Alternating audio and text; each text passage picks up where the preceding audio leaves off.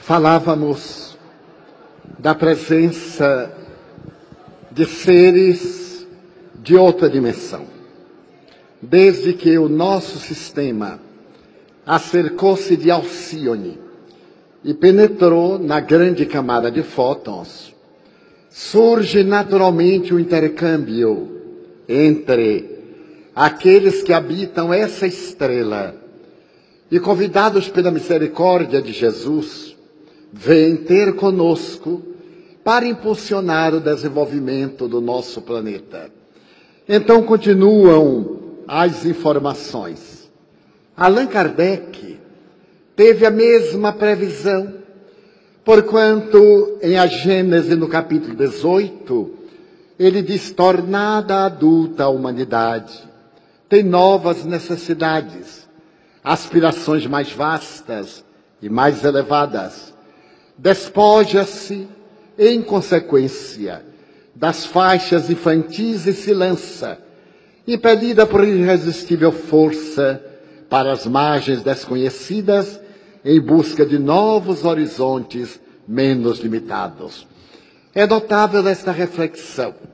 A humanidade já está adulta, já desenvolveu o intelecto, está em processo de desenvolvimento ético-moral. É muito mais fácil desenvolver a inteligência do que disciplinar os sentimentos. Mas agora que nós estamos nesta fase que nos abre as perspectivas para passos mais audaciosos, o codificador continua: para que na terra sejam felizes os homens, preciso é que somente a povoem espíritos bons, encarnados e desencarnados, que somente ao bem se dediquem. Havendo chegado o tempo, grande emigração se verificará dos que a habitam, a dos que praticam o mal pelo mal, ainda não tocados pelo sentimento do bem, os quais, já não sendo dignos do planeta transformado, serão excluídos, porque senão lhe ocasionariam de novo perturbação e confusão, e constituiriam obstáculo ao progresso. Substituí-los-ão espíritos melhores, que farão reinem em seu seio a justiça, a paz e a fraternidade.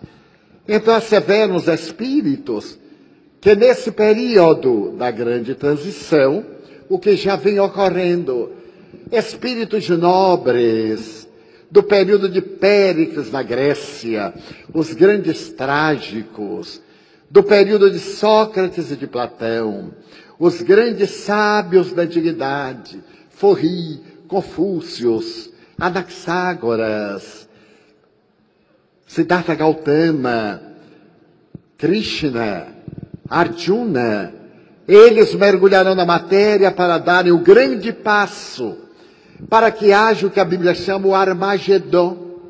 Armagedon é um vale, o vale de Josafá, que fica numa região de Israel, entre a Palestina e o mundo exterior, o Oriente Médio. Então as tradições bíblicas asseveravam que ali se travaria a última batalha, a batalha do bem, a batalha do mal. É naturalmente uma proposta mítica, porque hoje as armas inteligentes não necessitam sequer das criaturas. Mandam-se os mísseis com uma exatidão quase de 90%. Mas Armagedon hoje é a terra, é o vale das paixões, em que se travará a grande batalha do bem e do mal. Estarão reencarnados espíritos nobres, aqueles filósofos pré-cristãos, que vieram no período de Caio Augusto César, o grande pioneiro de uma renovação, quando Jesus nasce. Então Salúcio, Mecenas, Tito Livio, Virgílio, estarão reencarnando-se. Reencarnar-se-ão os grandes pensadores neoplatônicos de Alexandria, os grandes pais do cristianismo primitivo, os renascentistas. Já existe neste momento em que a música se transformou no grito dos desesperados, o retorno à música erudita, os clássicos, a beleza das mensagens sinfônicas, a música das estrelas, a arte, asseveram que esse século é da arte, do amor, da religião, da beleza, como o anterior foi da ciência e da tecnologia. Essas duas doutrinas, a tecnologia de ponta e a ciência, estarão a serviço do homem, ao invés do homem estar a seu serviço. Estará a benefício da humanidade, tornando o mundo melhor, superando as doenças infecto-contagiosas. É curioso notar-se que algo recentemente, o jornal A Folha Espírita, dirigido pela doutora Marlene Nobre, entrevistou um jovem, amigo de Chico Xavier, a quem o médium teria feito uma notável revelação. E a revelação do Chico parte daquele momento da corrida armamentista entre russos e americanos à margem da Terceira Guerra Mundial. Então Emmanuel lhe teria dito que Jesus reuniu-se com os guias do sistema solar e pediu para a Terra um prazo de 50 anos. Poderão encontrar na internet.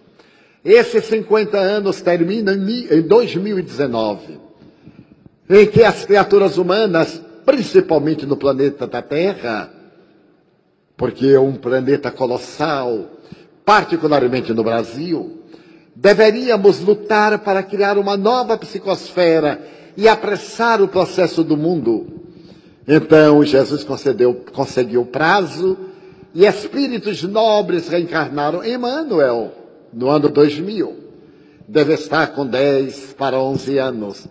Qual será a notável missão de Emmanuel? O espírito Joana de Ângeles programa-se para reencarnar a partir possivelmente de 2015.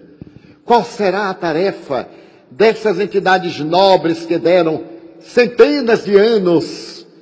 Adolfo Bezerra de Menezes, que estaremos completando seus 180 anos de nascimento em 29 de agosto próximo. Dr. Bezerra reencarnando-se. Que será a proposta sublime de um espírito dessa talha, que a convite de Maria Santíssima, quando completou 50 anos desencarnado, foi oferecido para ele escolher no sistema solar onde desejaria reencarnar-se.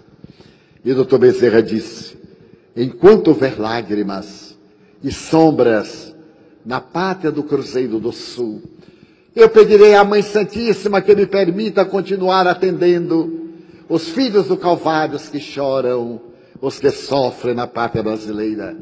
E então ela aqueceu. E ele prosseguiu trabalhando no Brasil.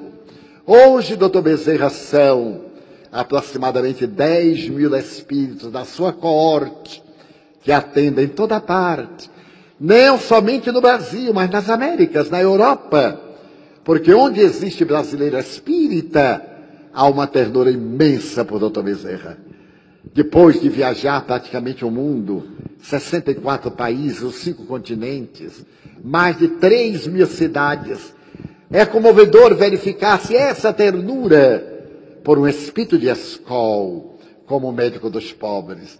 Então eles estarão de volta para poder mudar a estrutura do nosso planeta. E os maus? Eles não ficarão impedindo o desenvolvimento do bem.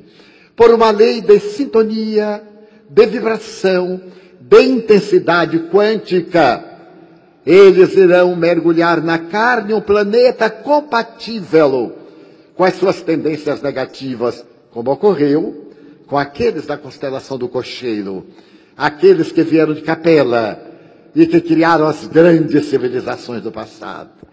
Depois que eles se reabilitaram, voltaram. E observemos, por exemplo, o Egito. O Egito faraônico.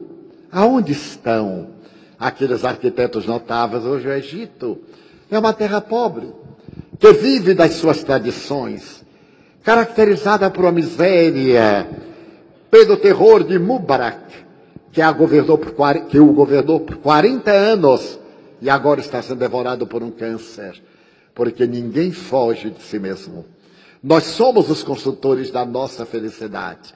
A lei é inexorável para todos. E cada qual colhe de acordo com o que semeia. Então estamos no limiar da nova era. Os maus não encontrarão campo e os bons passarão, como diz o codificador, a criar um planeta perfeitamente transformado. A época atual, disse ele, há 100 e tal anos, porque a Gênesis foi publicada em 1868. Então a época atual é de transição.